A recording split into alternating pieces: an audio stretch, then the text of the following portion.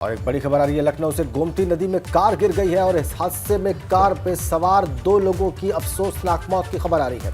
Rescue करके 2 लोगों को बचा लिया गया है। डीसीपी सेंट्रल समेत पुलिस फोर्स मौके पर पहुंची है। वहीं इस पूरे हादसे पर मुख्यमंत्री ने भी दुख जताया है। अधिकारियों को राहत बचाव के निर्देश दिए गए हैं। घायलों के जल्द स्वस्थ होने की कामना सीएम ने की है।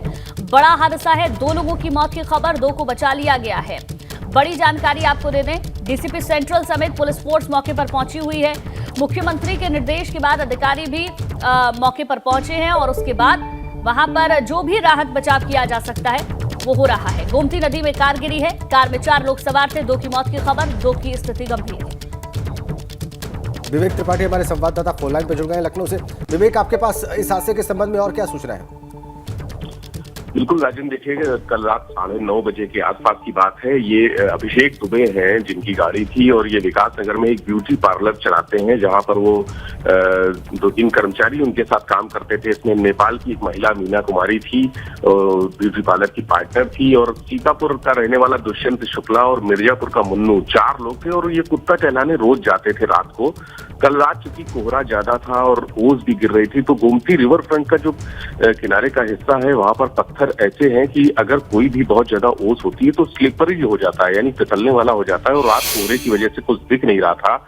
ये लोग वहां कुत्ता टहलाने गए थे। इसी दौरान कार अचानक स्लिप करी और फिसलते हुए स्टीयरिंग संभालने की कोशिश की हालांकि इन लोगों ने, लेकिन वो कार नदी में गिर गई। और चूंकि वो काफी गहरी जगह है जहां पर कार गिरी थी, काफी गहराई में है, उसके बाद हंगामा मचा, शोर मचा। करीब 20 मिनट बाद वहां पर पुलिस पहुंची है, लोग पहुंचे हैं। चूंकि वो ऐसा एक सन्नाटे वाला एरिया होता है जहां पर पहुंचना नीचे की तरफ उतनी जल्दी संभव नहीं होता है। समतामूलक चौराहे पर तैनात पुलिस कर्मियों को सूचना दी गई। Piyush Modiya JCB law and order वो तुरंत पहुंच गए। हादसे की जानकारी पाते ही डीएम पहुंच गए, सूर्यपाल गंगवार। सभी ने रेस्क्यू शुरू किया। एसडीआरएफ की टीम बुलाई गई। रेस्क्यू ऑपरेशन करीब 2.5 घंटे तक चला। कार निकाल ली गई, 2 लोग निकाल लिए गए, लेकिन मीना कुमारी और मुन्नू का अभी तक पता नहीं चला है। रात तक ऑपरेशन जारी था, सुबह भी ऑपरेशन जारी है। जो कुत्ता टहलाने गए थे उसकी भी बॉडी वहां से निकाल ली गई है, लेकिन 2 अभी लोगों का पता नहीं चला। और डीएम का यही कहना है कि शायद वो उनकी मौत हो चुकी है। चूंकि इतना टाइम हो गया है तो अब उनके जीवित होने की संभावना बिल्कुल कम है। आशंका है कि वो दोनों लोग उनकी मौत हो चुकी है और अभी रेस्क्यू ऑपरेशन चल रहा है। इस बीच जो रास्ता था जहां पर वो रोज जाते थे, अभिषेक से जो बातचीत हुई अधिकारियों की, उसने कहा कि हम लोग रोज ही आते थे यहाँ पर, लेकिन कल ये हादसा हो गया और वो रास्ता बंद कर दिया गया। जी विवेक, हमारे साथ आप बने रहिए। आपने चूंकि JCP law and order Piyush Modia की बात की जो वहां पर पहुंचे थे, तो उन्होंने जो कुछ कहा अपने दर्शकों को दिखाते हैं। यहाँ ये समतामूलक चौराहे के पास स्थित है। यहाँ से होकर एक कार में 4 लोग सवार होकर यहाँ से सड़क से जा रहे थे। ये सड़क आपने देखा होगा कि ये नदी के सतह से लगभग मिल सी गई है और उनकी गाड़ी स्किड करके पानी में फिसल गई। और पानी में फिसलने की वजह से उनमें से जो है 2 व्यक्ति तो निकल पाने में सफल हुए। अन्य 2 की तलाश अभी जारी है और वाहन को भी निकालने का प्रयास किया जा रहा है। विवेक से फिर से बात करेंगे। जो 2 लोग इसमें जो जीवित बचा जा रहे हैं विवेक, उनकी क्या स्थिति है?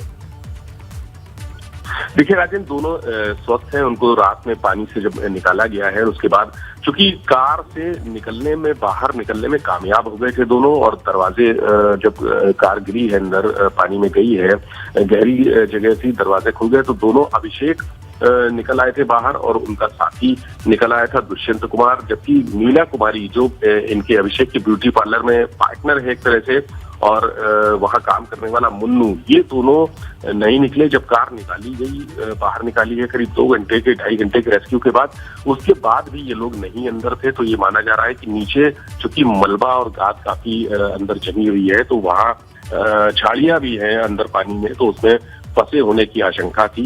रेस्क्यू ऑपरेशन अभी भी चल रहा है, यानी लगातार कल रात करीब 10 बजे से जो रेस्क्यू ऑपरेशन शुरू हुआ, हालांकि एसडीआरएफ की टीम को 11 बजे करीब आसपास बुलाया गया था, तब कार निकाली जा सकी जेसीबी मशीनों की मदद से। लेकिन रेस्क्यू ऑपरेशन अभी भी चल रहा है, पानी में खोजबीन जारी है। रात का वक्त था इसलिए बहुत ज्यादा ठीक ढंग से रेस्क्यू नहीं हो पाया, लेकिन अब सुबह तेजी से रेस्क्यू ऑपरेशन शुरू हुआ है।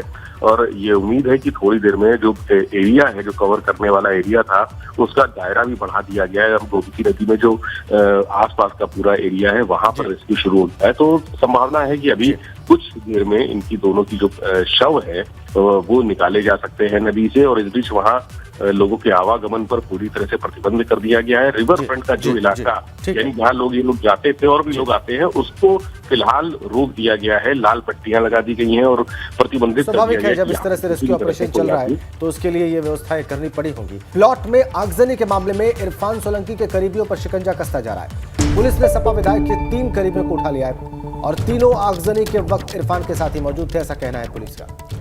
बिल्कुल, पुलिस जल्द ही आरोपियों को कोर्ट में भी पेश करेगी। जाजमऊ में नजीर फातिमा के प्लॉट पर आगजनी हुई थी। आगजनी के वक्त विधायक के 18 करीबियों को जानकारी भी वहां पर मिली थी। 15 और लोगों की भी पुलिस ने पहचान कर ली है। ये जानकारी अभी तक सामने आई है।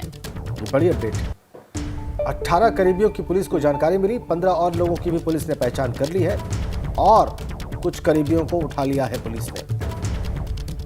तो पुलिस एक्शन में आगजनी के मामले में प्लॉट पर 3 और करीबियों को, सपा विधायक इरफान सोलंकी के 3 करीबियों को उठाया गया है पुलिस के द्वारा।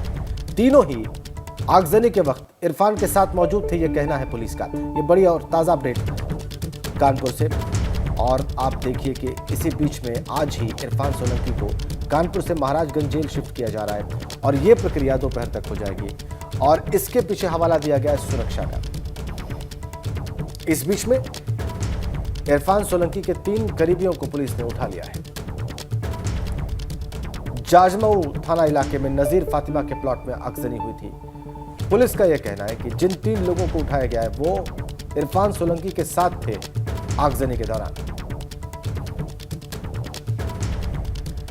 बिल्कुल, तो बड़ी जानकारी आपको दे दें, तीनों आगजनी के वक्त इरफान के साथ मौजूद थे। पुलिस का ये कहना है 18 करीबियों की जानकारी पहले मिली थी, 15 और लोगों की भी पुलिस ने पहचान अभी तक कर ली है। यानी कि इरफान सोलंकी की मुश्किलें अब और ज्यादा बढ़ती जा रही हैं। सपा विधायक के 3 करीबियों को उठाया गया है। तीनों आगजनी के वक्त इरफान के साथ मौजूद थे, ये पुलिस की दलील है। प्लॉट में आगजनी का ये पूरा मामला था जिसमें कि अब पुलिस ने 3 लोगों पर और जो कि इरफान के करीबी हैं उन पर शिकंजा कसा है।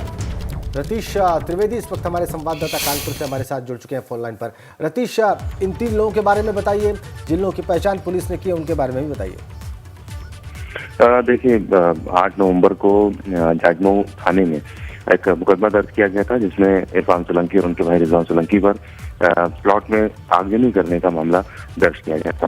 इसमें लगातार 15 लोग अज्ञात थे जिनकी पहचान करी जानी थी और ऐसे में शौकत अली, हिस्ट्री शीटर मोहम्मद शरीफ और इजराइल आटावाला को पुलिस ने चिन्हित करते हुए जेल भेजा है। इसके अलावा कुछ अन्य लोग हैं जिनकी पुलिस तलाश कर रही है। ऐसे में 11 लोग अब तक हो गए हैं जिनको 2 मामलों में, एक मामला जो आगजनी और धमकाने का था और दूसरा कूट रचित दस्तावेज बनाने का मामला जो ग्वालटोली थाने में दर्ज किया गया था। इन मामलों में अब तक पुलिस ने पकड़ा है। पुलिस की जांच अभी भी जारी है और आगे आने वाले दिनों में कुछ अन्य लोगों को जो अज्ञात में दर्ज किए गए थे चिन्हित करते हुए उन्हें पकड़ा जाएगा। जी, बहुत धन्यवाद आपका रतीश।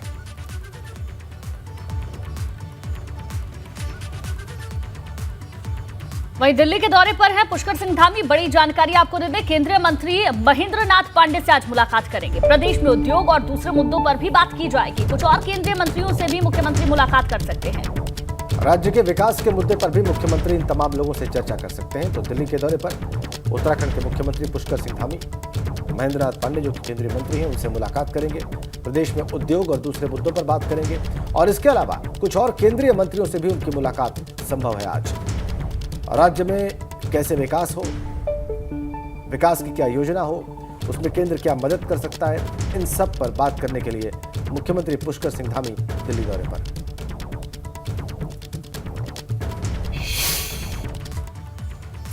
उधर कुमाऊं में संगठन को मजबूत करने में जुटी हुई है भारतीय जनता पार्टी और आज कुमाऊं के भाजपा नेताओं से मुलाकात करेंगे महेंद्र भट्ट जो कि प्रदेश अध्यक्ष हैं। बिल्कुल, संगठन को मजबूत करने पर मंथन भाजपा प्रदेश अध्यक्ष करेंगे। हल्द्वानी में भाजपा के कुमाऊं संभाग कार्यालय में भी बड़ी बैठक होनी है। तो भाजपा के कुमाऊं संभाग में बड़ी बैठक होगी। भाजपा नेता इस बैठक में मौजूद रहेंगे। संगठन को मजबूत करने पर जोर दिया जाएगा और भाजपा प्रदेश अध्यक्ष आज कुमाऊं संभाग कार्यालय में इस बैठक की अध्यक्षता करेंगे। बड़ी अपडेट, कुमाऊं में संगठन को मजबूत करने में जुटी हुई है भारतीय जनता पार्टी और भाजपा नेताओं से मुलाकात करेंगे प्रदेश अध्यक्ष महेंद्र भट्ट।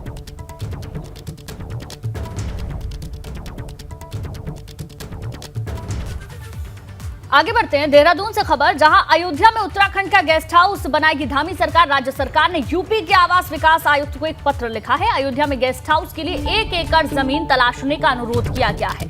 अयोध्या में तीर्थ यात्रियों की संख्या को ध्यान में रखकर यह फैसला लिया गया है। प्रदेश के श्रद्धालुओं की सुविधा के लिए अतिथि गृह बनाने का फैसला उत्तराखंड सरकार की ओर से लिया गया है, जिसके लिए 1 एकड़ जमीन तलाशने का अनुरोध अयोध्या में गेस्ट हाउस के लिए किया है। तो ये बड़ी जानकारी आपको दे दे, राम की नगरी में देवभूमि के श्रद्धालुओं की यह फिक्र जताई जा रही है, क्योंकि 24 तक मंदिर बनकर तैयार हो जाएगा और उसके बाद जो श्रद्धालुओं की संख्या है वो बढ़ेगी। और इसको ध्यान में रखते हुए गेस्ट हाउस बनाएगी धामी सरकार, जिसके लिए 1 एकड़ भूमि का अनुरोध किया गया है।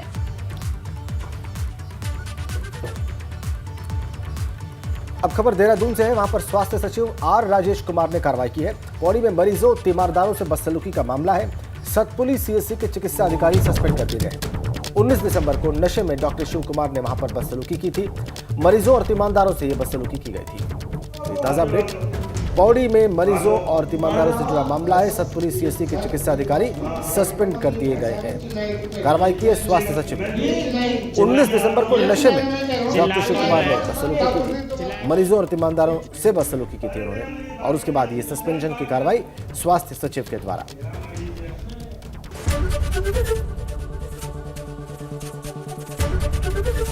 एबीपी गंगा, खबर आपकी, जुबान आपकी।